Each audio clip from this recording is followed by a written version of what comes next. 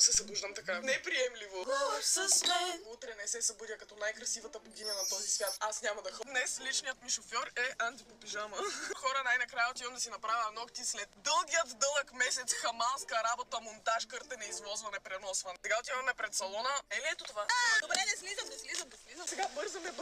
Между другото, фита днес не можахме с Анди да си намерим паркинг, затова просто му подарих моята кола и той тръгна с нея. Хора, не знам каква магическа съдба ме доведе в този салон при Рали, но аз се чувствах толкова на място. Мислех, че ногтите, които прави Рали, съществуват само в Пинтерест. Хора, не знаех, че в България има такъв човек, който да прави толкова брутални ногти. И искам да ви кажа, че 3 седмици по-късно тези ногти не са мръднали. Хора, железни са. И вие ме познавате, аз съм много непохватна, аз съм много джаста праста. Където и да отида на маникюр, аз ще щупя нокът безотказно. Особено ако са дълги, а тя ги направи дълги и не са мръднали. Абсолютно съм очарована от нейната работа и Рали, ако гледаш това, човек, нямам търпение да се върна до една седмица да ми измислиш нов дизайн. А ти ако си стигнал до тук, значи най-вероятно те кефат ногтите, които прави, така че отивай да я последваш в TikTok, тагнала съм я отдолу и в Instagram, защото мацката го заслужава.